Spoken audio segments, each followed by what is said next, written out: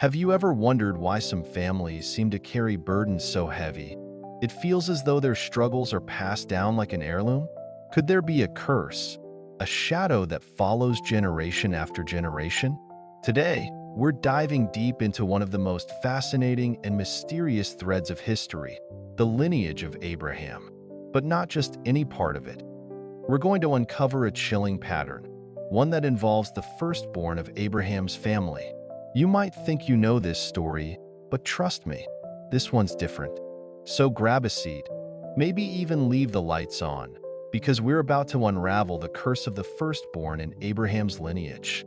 But before we dive in, if this is your first time of checking out the channel, please subscribe, like, and share our videos to spread the hidden truth with others. Let's begin with Abraham, the father of many nations. God made a covenant with him, promising that his descendants would be as countless as the stars. But here's where things get strange. Abraham's firstborn son, Ishmael, was born through Hagar, Sarah's maidservant. By all accounts, Ishmael should have been the heir to Abraham's legacy.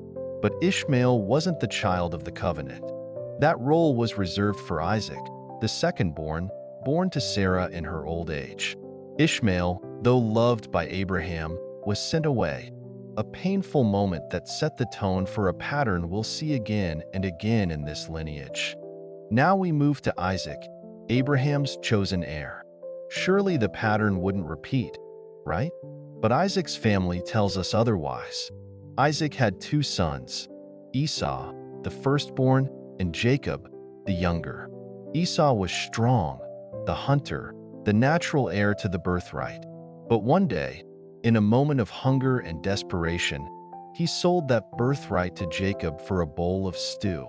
And as if that weren't enough, Jacob, with his mother Rebekah's help, tricked Isaac into giving him the blessing meant for Esau. Think about it, 2 generations, and in both, the firstborn is passed over. But why?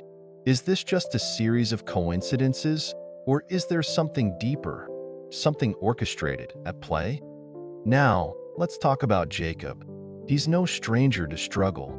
After fleeing from Esau, Jacob goes on to father 12 sons. You'd think, by now, the firstborn curse might fade into history.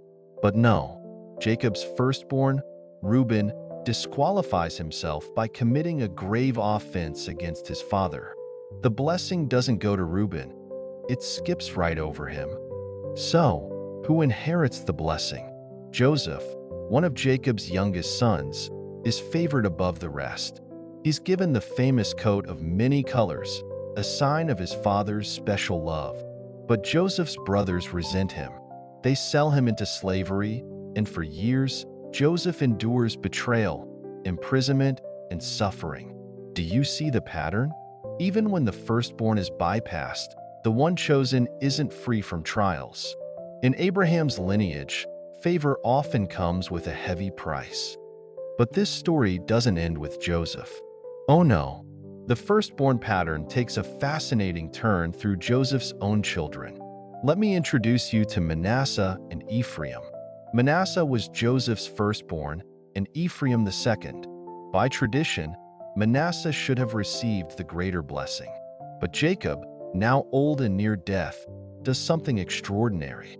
When Joseph brings his 2 sons to Jacob for a blessing, Jacob crosses his arms.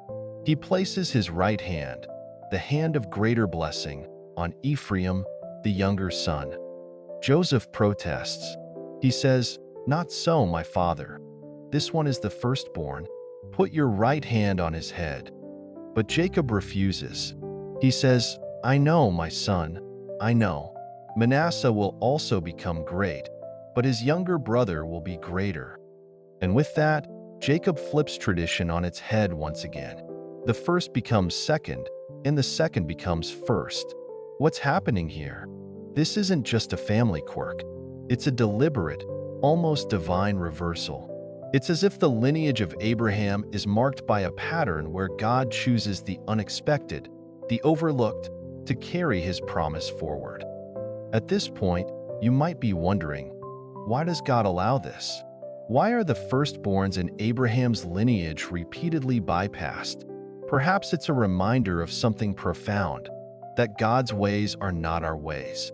In human cultures, the firstborn often inherits the power, the wealth, the blessing. But in God's kingdom, the last can become first, the least can become the greatest, and the overlooked can carry the most important legacy. But the story doesn't stop with Abraham's lineage. No, it leads to someone greater, someone who changes everything. Fast forward to the New Testament. In the book of Colossians, Jesus Christ is called the firstborn over all creation. But here's the twist. Unlike the firstborns before him, Jesus isn't passed over.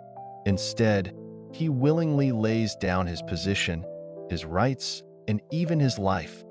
Think about that for a moment.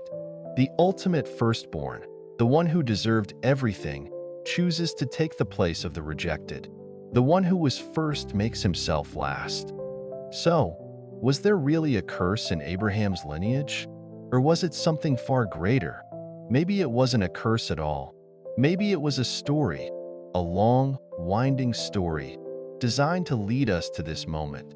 A story where the pattern of the firstborn being rejected finds its resolution in Christ. Because in Jesus, the curse is broken. In Jesus, rejection becomes redemption. And in Jesus, every firstborn, secondborn, and even the overlooked find their place in God's plan. This is the beauty of the story of Abraham's lineage. It's a story of unexpected choices, of reversals, of a God who sees potential where others see weakness. And in the end, it's a story of hope for them, for us, for everyone. Thank you for joining me on this journey. If you found this story as fascinating as I did, don't forget to like, subscribe, and share it with someone who loves a good mystery. And as always, keep digging, keep questioning, and keep uncovering the stories that shape our faith and our world.